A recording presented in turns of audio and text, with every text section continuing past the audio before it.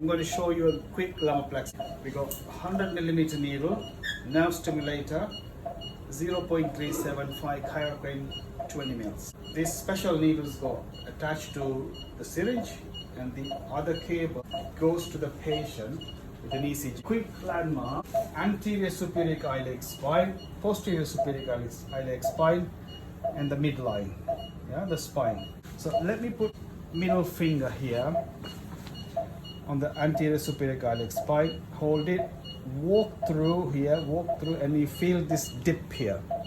That dip is the posterior superior iliac spine. That's your landmark which you need to know. And from there, this middle finger, I bring it here. I need it here. I'll bring this middle finger this way, hands this way. I plant it there. It's good for a reason, because I'm going to plant the other one. Now, if I want to move up or down, I can pull the skin up or down to move. So that means you don't have to make too many holes to reach to your space. Ideally,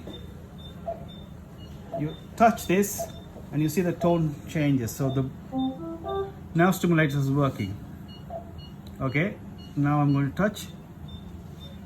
I can show that nerve stimulator. So 2 milliampere current, 3 centimeters. This is a rough guidance for me.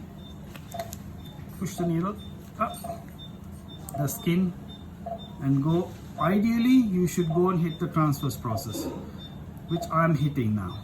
So keep an eye where you, what level. Pull it back and you walk now. You push the skin and go one level up, and hopefully you will get the space. If it's not there, go slightly more, adjust it.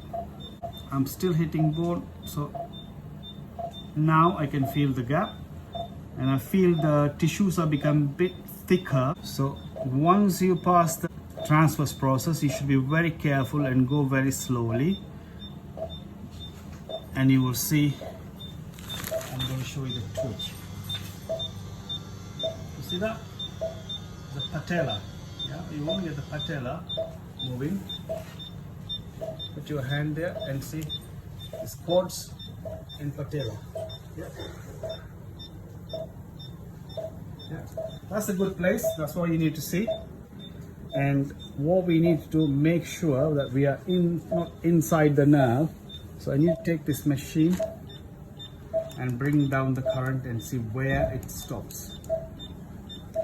Does it stop? Any more twitch? No twitch. 0.95 is for elderly people. I would take is a good number. For younger people, I would go roughly to 0.6. But don't ever inject if it's below 0.5, because you're inside the nerve. Now aspirate and make sure there's nothing. Come back and inject it. Once you done few of them, it takes about 2-3 minutes. Even to do this video, it took us even under 5 minutes. Very quick and very efficient, especially for hip surgeries, because it's cover the whole plexus and all your major nerves like ilioinguinal, hypogastric, and genitofemoral. All these ones get blocked. It's a very good block and very precise. So 20 mils, job done. Thank you. Now stimulator connected, switch it on. 2 milliamperes. It's not making any noise. You need to make noise. So this needle got 2 ports. This is the electric connection. This way you inject. We need to clean. This is the lumbar plexus, the network of interwoven nerves that branches out from your low back. Together, they communicate nervous information to structures in the low back, hips, and legs. And in this video, we'll look at how this thing is organized and where those nerves end up going. The lumbar plexus is one of the major nerve plexuses in the body, along with the brachial plexus, which innervates the arm, the cervical plexus, which innervates the neck and shoulders, and the sacral plexus, which innervates the leg. The lumbar plexus innervates some parts of the hip, pelvis, and leg while branching out of the low back. For the lumbar plexus, we're focused on the anterior rami of spinal roots T12, L1, L2, L3, and L4. Those roots are named after the vertebrae above them. So spinal root L1 pops out between lumbar vertebrae 1 and 2, lumbar spinal root 4 pops out between L4 and L5, and so on. Massive psoas major muscle originates on those same lumbar vertebrae, and the nerves of the lumbar plexus have to weave around and sometimes within the psoas major to get to their destination.